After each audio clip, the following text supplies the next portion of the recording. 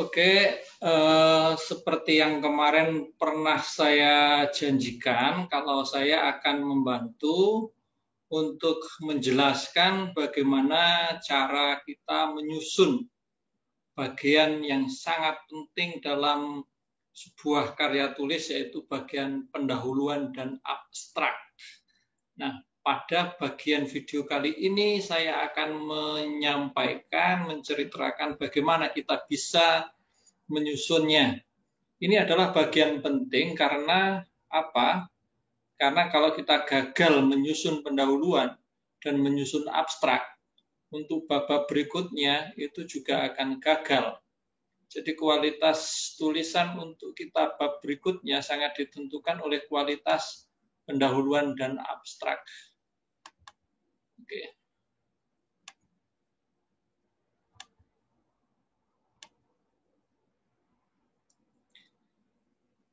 Apa sih abstrak itu? Abstrak itu adalah intisari, ringkasan karya tulis. Itu abstrak, intisarinya, ringkasannya itu abstrak. Fungsinya sebenarnya seperti sinopsis, yaitu untuk menarik pembaca agar membaca tulisan kita. Karena itu maka abstrak ini sangat amat penting sekali. Disinilah Anda harus menunjukkan kehebatan perbedaan tulisan Anda. Disinilah Anda harus meyakinkan pembaca bahwa pembaca itu harus membaca tulisanmu dari abstrak ini, dia sudah tahu.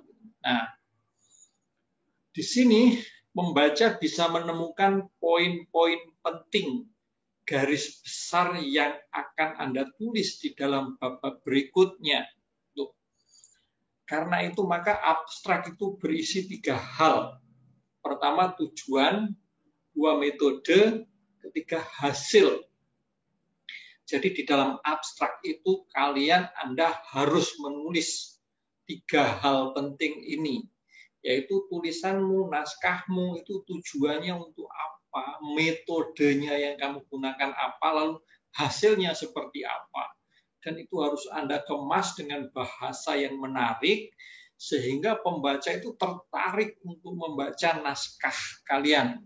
Nah, itu abstrak. Abstrak itu tidak panjang.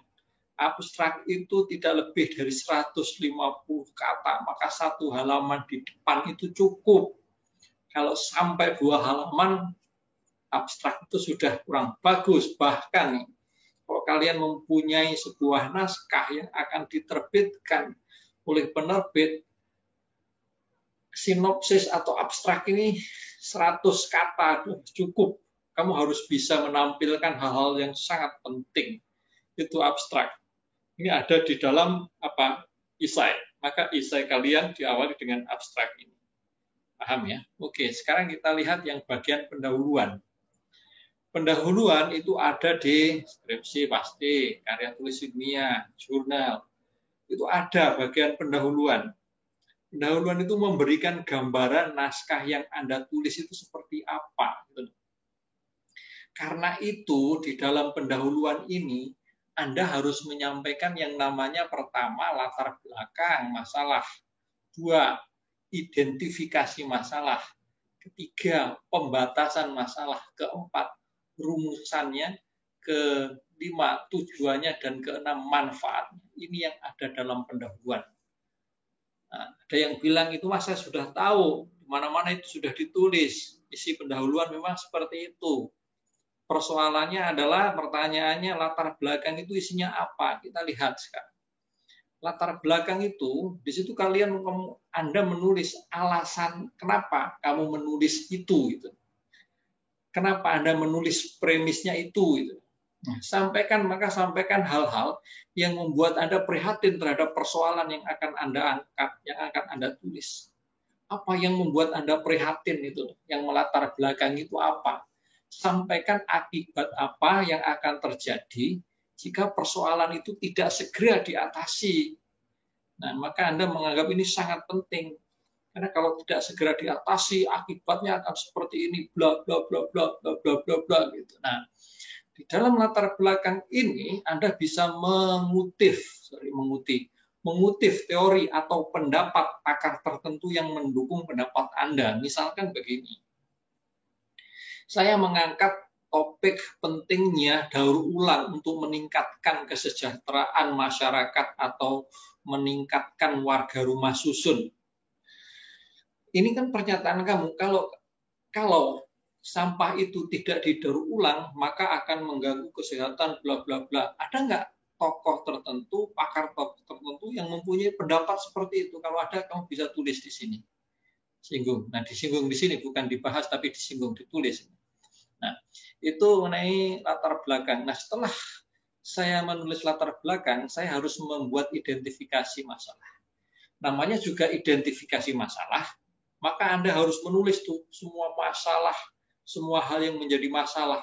Di sini Anda menulis deretan masalah-masalah yang ada. Gitu. Contoh, misalkan saya menulis tadi itu apa? Pentingnya daur ulang sampah untuk meningkatkan kesejahteraan. Masalahnya apa yang kamu lihat? Masalah misalkan, dengan mengangkat topik itu, saya mengidentifikasi beberapa masalah berikut. 1, warga membuang sampah sembarangan. Warga mengalami banyak yang sakit, warga lingkungan warga, lingkungan perumahan sangat tidak indah. Terus berikutnya, jika hujan air menggenang tidak segera mengalir dan seterusnya. Di situ kamu tulis semua masalah yang kamu temukan. Ada berapa banyak, sebanyak-banyaknya. Nah, itu namanya identifikasi masalah. Dari identifikasi masalah itu, lalu kamu membuat pembatasan masalah. Nah, di sini dari deretan masalah yang banyak itu kamu batasi masalahnya. Misalkan dari beberapa masalah tersebut yang ada di atas, menurut saya ada beberapa masalah yang sangat mendasar. Tulis apa itu. Nah, kamu sudah mulai membatasi. Kalau diidentifikasi ada 10 masalah, di sini dibatasi. Mungkin tinggal 3 yang paling penting gitu loh. Mungkin tinggal 3 yang paling penting tulis. Misalkan 1, mengapa warga membuang sampah sembarangan? 2, mengapa kalau hujan selalu terjadi banjir? 3, mengapa banyak warga yang sakit? Misalkan. Nah, setelah ini contoh yang saya buat. Contoh rumuskan pembatasan masalah. Dari beberapa masalah tersebut di atas, pada tulisan ini saya membatasi pada 3 masalah penting. Pertama, mengapa daur ulang sampah itu penting bagi warga Rusun Cinta Kasih? Apa yang membuat warga Rusun Cinta Kasih Seji itu masih membuang sampah sembarangan? Apa sih manfaat daur ulang? Nah, ini ada 3. Ini contoh saja ya. Setelah ini, langkah yang berikutnya sangat penting. Setelah kamu membatasi masalah, kamu harus mampu merumuskan masalah. Banyak sekali seseorang yang menulis karya ilmiah, jurnal, atau bahkan skripsi tidak bisa beranjak karena apa? Dia belum berhasil merumuskan masalah. Maka merumuskan masalah ini sangat amat penting. Setelah Anda membuat pembatasan masalah menjadi 3, Anda harus membuat rumusan masalah. Rumusan masalah ini sangat amat penting karena tulisan yang akan Anda buat sesungguhnya menjadi jawaban dari rumusan masalah tersebut. Saya buat contoh nih. Contoh rumusan masalah. Dari beberapa pembatasan masalah menjadi 3 tadi, saya membuat rumusan masalah sebagai berikut. Bagaimana menyadarkan warga rumah susun Cinta Kasih Seji terhadap pentingnya daur ulang sampah untuk meningkatkan kesejahteraan hidup. Nah, itu. Pertanyaannya, apakah rumusan masalah ini sangat mirip dengan premis? Betul, ini sangat mirip dengan premis yang dibuat di awal sebenarnya. Ya. Dan pertanyaan berikutnya, apakah rumusan masalah ini bisa menjadi judul karangan?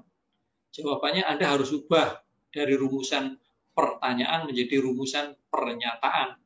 Jadi judul bukan rumusan pertanyaan, tapi pernyataan. Bisa saja dibuat menjadi judul, misalkan nih,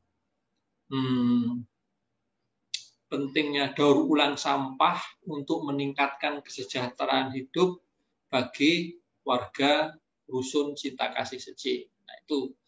Nah, tujuannya di sini Anda harus menuliskan tujuan Anda menuliskan itu untuk apa. Gitu. Tulis saja tujuannya. 1, untuk memenuhi tugas sekolah. 2, misalkan untuk apa? Untuk menyadarkan masyarakat. rumah susun, 3 untuk apa. Setelah itu manfaatnya. Manfaatnya apa? Anda bisa menyampaikan manfaatnya ini bagi masyarakat. Misalkan memberikan kesadaran kepada warga rumah susun untuk ini, memberi informasi kepada pengelola rumah susun bahwa daur ulang sampah bisa meningkatkan keindahan kompleks dan seterusnya dan seterusnya. Itu hal yang sangat penting, sederhana terkait bagaimana menyusun abstrak dan pendahuluan. Oke, selamat mempraktekkan. Nah, karena itu maka jika ada beberapa pertanyaan, jika kalian mengalami kesulitan, kalian bisa menulisnya di kolom komentar. Itu saja. Sehebat apapun pemahaman Anda, tapi kalau kalian tidak mencoba mempraktekkan, sia-sia. Maka setelah ini langsung praktekkan. Selamat mencoba.